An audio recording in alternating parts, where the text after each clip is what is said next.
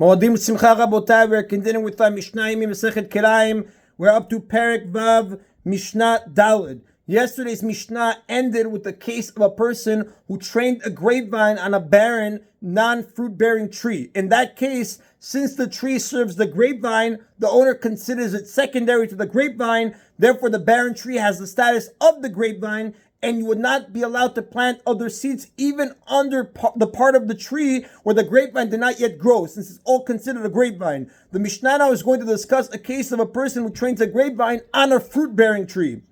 If a person trains a grapevine on part of a fruit-bearing tree, you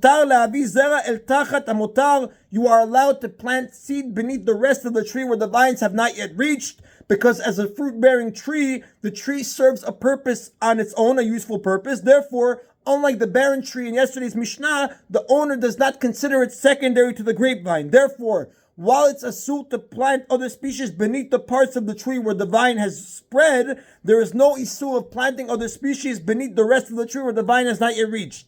And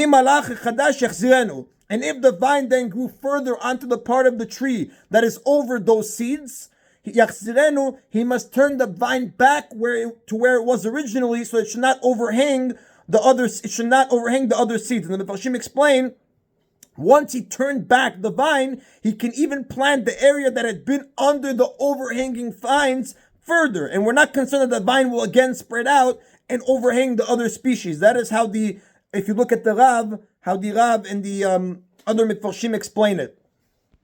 The Mishnah now is going to bring two stories that support this halakha. It happened that Rabbi Yoshua went to visit Rabbi Ishmael in the village of Aziz. And Rabbi Ishmael showed him a grapevine trained on part of a fig tree. Amar lo, Rabbi Ishmael said to him, Mani lavi zer el tachat hamutar. Am I allowed to bring and plant seed under the rest of the tree where no grapevine is presently growing? Amar lo mutar. Rabbi Yoshua said to him, it is permitted. Why? Since the fig tree serves a useful purpose on its own right, a person would not consider it secondary to the grapevine, therefore does not have the status of the grapevine. Ve'elau misham lebet hamiginya. Rabbi Ishmael then took Rabbi Yoshua from there to the bet המגינה, והראו גפן שהיא מודע על מקצת הקורז וסדן של שקמה או בו קורות הרבה. He showed him a grapevine trained on part of a large branch of a sycamore stump that had many large branches. It literally means beams, meaning the vine was trained over part of one of the branches growing out of the sycamore stump. Now the Mefarshim tell us sycamore trees usually would be cut down to their stumps to encourage the growth of numerous new branches. These branches then they used as building beams. So here too, Rabbi Yoshua asked him whether other species can be planted where no grapevine is growing. What's the question? The Mefarshim tell us a sycamore bears fruit, but it's a fruit of poor quality. So for this reason, sycamore trees generally were used for their wood instead of their fruit. So Rabbi Ishmael was asking Rabbi Yoshua like this: if the sycamore has the status of a fruit-bearing tree, it has the status of a fruit-bearing tree and therefore it would be subject to the laws of our Mishnah, or the status of a non-fruit-bearing tree and then it would be the halachot of yesterday's Mishnah? Amar lo, Rabbi Yoshua told them, Tachat hakora zu asur. Under this entire branch where the grapevine is growing, it is asur to plant other species, v'ash'ah mutar, but under the rest of the branches you are allowed to plant other species, meaning Rabbi Yoshua answered him that the sycamore is considered a barren tree, therefore the entire branch on which the grapevine is growing has the status of the grapevine, and therefore you cannot plant other species underneath that branch.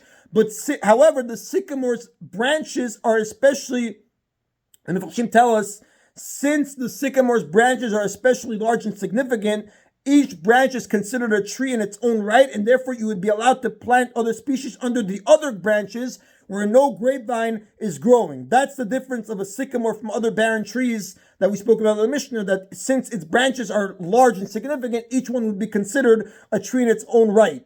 That is an Rabotai of Mishnah Daled. Mishnah Hey again is going to discuss, the Mishnah explained that unlike a fruit-bearing tree, the owner of a barren tree considers it secondary to a grapevine that is trained on it. Therefore, the tree has the same status as the grapevine. You would not be allowed to plant other seeds, even under the parts of the tree where the grapevine is not growing. The Mishnah now is going to discuss what is considered a barren tree and therefore secondary to the grapevine. Ezeu ilan sarak. What is considered a barren tree? Generally, when we say ilan sarak, it refers to a tree that does not produce fruit. Here, however, there is reason to say, the Mefarshim say, that even certain trees that produce fruit have the status of barren tree because they're not so significant. So the Mishnah says, Ezehu ilan sarak. What's considered a barren tree?